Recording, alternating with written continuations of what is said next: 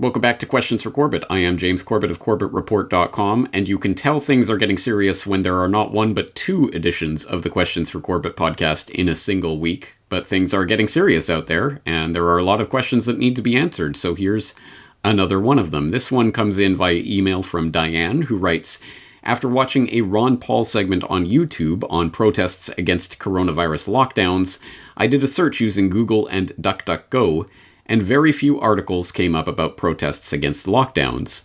The few articles that did come up framed protesters as anti-lockdown conspiracy theorists. Are there any protests against these lockdowns anywhere that you are aware of? Thank you for the question, Diane, and there is a rather simple answer to this question, and that answer is yes. There are many protests taking place even as I speak all around the globe. On the north side of the State House, by the entrance to the stateroom, the chants of protesters could be heard loud and clear. Open Ohio now! Open Ohio now! Watching on TV, the protesters' message wasn't clear, but you may have been able to hear something going on. One of those voices outside the State House belongs to Jennifer Franz. We feel like the virus is less of a danger to us than our rights being stripped from us.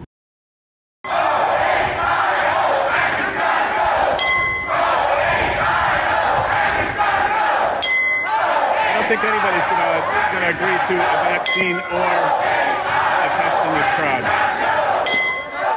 A lot of frustration out here on the streets. They wanted gridlock, and they are getting it. Cars as far as the eye can see. We're seeing a lot of signs out here as well that say, impeach dimwit, meaning Governor Whitmer, the guy with the cardboard sign. Usually I'm at work right now. A lot of people who are out of work are up here. Our community is struggling. My husband is on unemployment for the first time in our life. And it's unwillingly that we're taking unemployment. We want to go back to work. We have employees. We have paychecks to issue. We have bills to pay. The only stores open are Walmart? That's ridiculous. That's why we're here. A number of Vancouverites aren't drinking the Kool-Aid, and they're getting out and they're getting together here to show the world that we're not okay with unlawful orders and quarantines and lockdowns. Sure, let's do it. It's a beautiful day here. It's be a shame to just sit at home and let the government tell you what to do. Getting a lot of support too from cars driving by. Yep.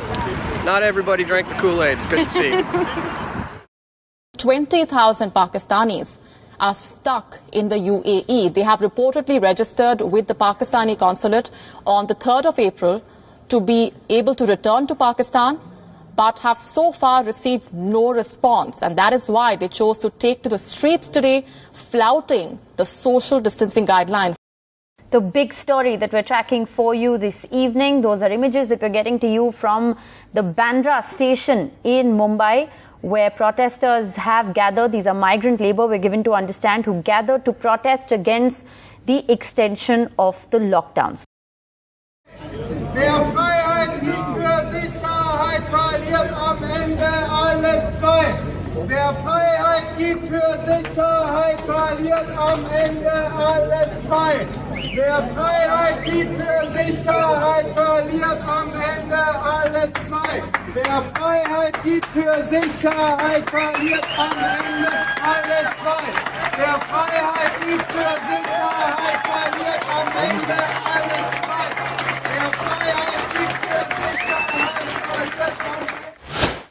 Ende. Yes, there are protests happening all around the globe, even as I speak. They are happening across the United States, in South Africa, in Nigeria, in Germany, in India, in other places besides. These protests are happening. So the fact that someone like Diane even has to ask about this speaks to the more underlying problem, which is that the gatekeepers of access to information online, like Google, and increasingly, like DuckDuckGo, who I will note parenthetically, has been getting worse and worse with its search results, I've noticed in recent months, so that it is becoming a Google Lite, much like startpage.com became a Google Lite a year or two ago.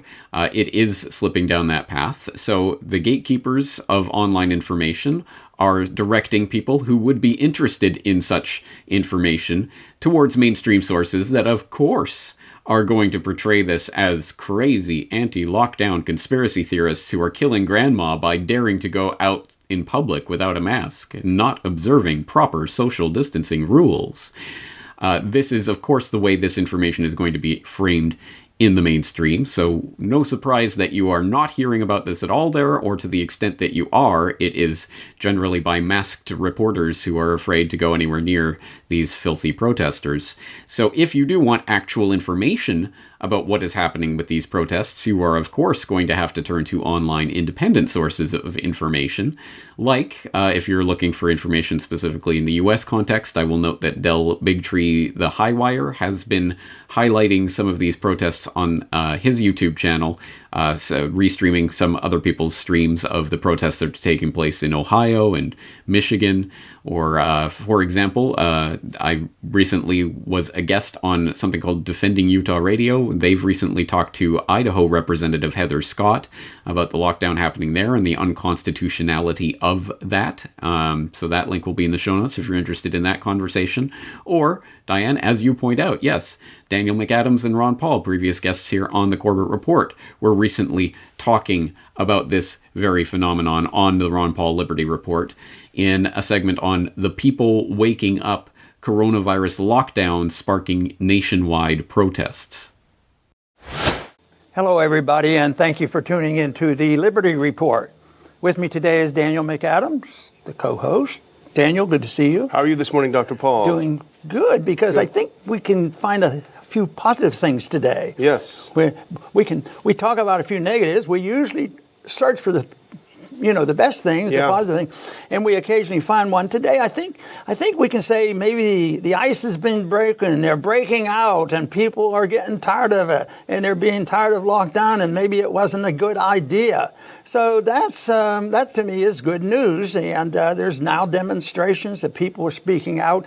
The reason I like this is there's a saying, and I endorse the saying, is that no matter how authoritarian a government that one has, the people have to endorse it. Once the people reject it, the government goes. Sometimes it's slow and tedious, but even the ones that are installed, they get the people's support. And right now, the authoritarianism that we've been living with and all the excesses in our financial system and the medical system, people have tolerated and they like it, and most people still probably think, all we have to do is tinker with the management. But it's also people that we're seeing now in the streets are saying, boy, this is enough.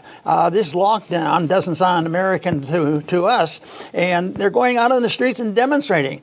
And I'm all for that as long as it's peaceful. Yeah. But it annoys the authorities because they don't want us out of our house. Yeah. How can you demonstrate if you have to stay? How can you demonstrate if you're not allowed to have more than a couple of people together? You can hardly get your grocery shopping done.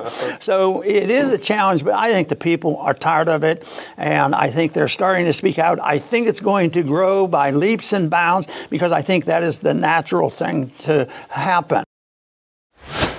As always, the link to that full conversation will be in the show notes in case you want to check it out. But suffice it to say that, yes, there are protests taking place all around the world right now. Yes, people are pushing back in many places, even as I speak. And it is important once again to reflect on the fact that there are still people out there who haven't even heard about this, and some of the people who have only heard about it from mainstream controlled sources that are trying to frame this as crazy conspiracy theorists. The reason why the first order of the psychological operation that is played out against the public is to convince you that you are all alone is because the real truth, the ground truth that they desperately do not want you to think about, is that they need your compliance to make this happen.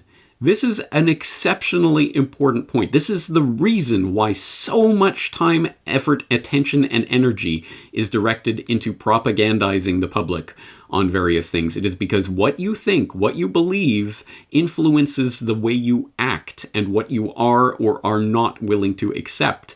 You control reality.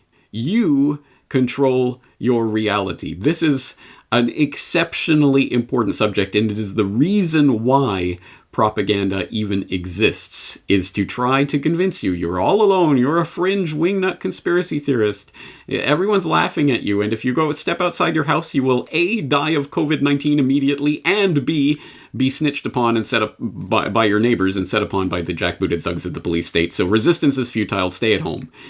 And literally, I mean, they couldn't make it any more blatant. The propaganda campaign slogan for this is stay at home, literally. So yes, that's exactly what they want you to do. And the way to defy this, the way to end the lockdown is not some occult mystery. It's not going to require some sort of 18-dimensional chess. It's not going to be some big plan that's going to, okay, well, first we need to do the second, we need to... No, you end the lockdown because the lockdown only happens because of compliance, because people comply with it, because people go along with it. This is not a difficult point. In fact, it was put recently. Jeff Berwick had a video up, share this now, and we can end the lockdown by tomorrow morning, where yes, the lockdown is taking place in our minds, and if we go outside, we have ended the lockdown. This is not rocket science, people. And so, yes, I understand people who are concerned about their safety, not necessarily because of COVID-19, but hey, maybe there are people who are concerned about that. So take whatever precautions you want. But for people who want to go outside, go outside. And yes, I understand that you may be subject to the snitches of the neighborhood snitch state and the jackbooted thugs of the police state if you do so in defiance of government orders, if you dare to try to open your business during this lockdown. So there is strength in numbers, and that's why it's important to know about these protests that are taking place so that you can have that strength in numbers. And if there is no protest taking place in your area, people are looking to me, James, why don't you be a leader and tell me what to do? Okay, okay, you know what? I'm not a leader. I am not your leader, but I'm going to tell you what to do if for the people out there who need to be told what to do. And I have this kicking around.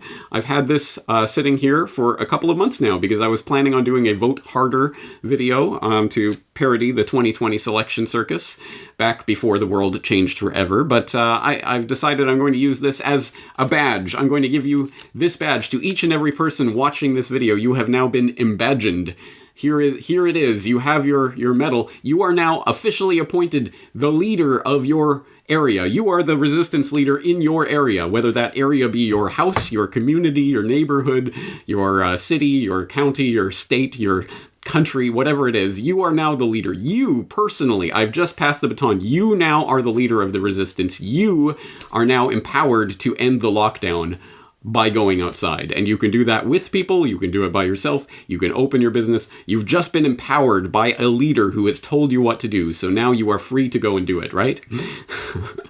Anyway, whatever it takes. The lockdown only exists because people comply with it, and I hate to tell people, but mass disobedience, mass non-compliance is going to be necessary in order to combat tyranny. It's going to happen sooner or later.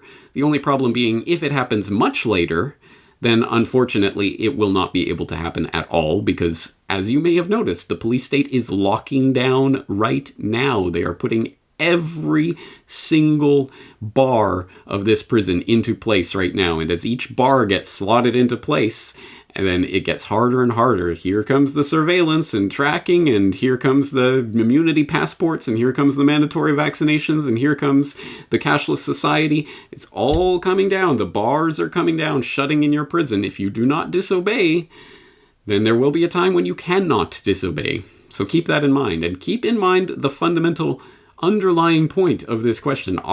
Is anybody protesting? Yes, people are protesting, and you don't know about it because they don't want you to know about it.